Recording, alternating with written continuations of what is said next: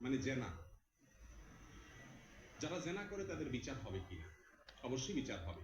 জেনা এমন একটি অপরাধ যে অপরাধের সাজা আল্লাহ তাআলা দুনিয়াতে রেখেছেন। অবিবাহিত যদি হয় তাদের শাস্তি বেত্রাঘাত, বিবাহিত হলে তাদের শাস্তি মৃত্যুদণ্ড, রজম।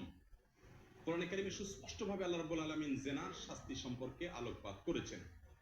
আর আখিরাতে যদি কেউ জেনার শাস্তি করে তওবা ছাড়া, গুনাহ আল্লাহর কাছ থেকে মাপ নেওয়া ছাড়া যায়, তাহলে সেক্ষেত্রে তার শাস্তি কি হবে?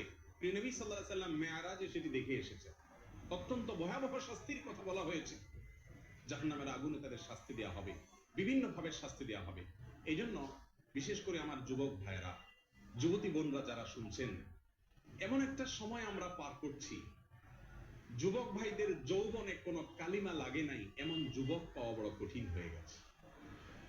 ভাইরা আমার, বৃদ্ধ বয়সে সিজদায় যাবেন, রুকুতে যাবেন, তাসবিহ তেলাওয়াত করবেন, আপনার চোখের সামনে ভাসবে আপনার যৌবনকালের সে সমস্ত ভ্রষ্টতা, নষ্টতা, নোংরামি, অসভ্যতা, অশ্লীলতা আর জেনা ব্যভিচারের দৃশ্যগুলো।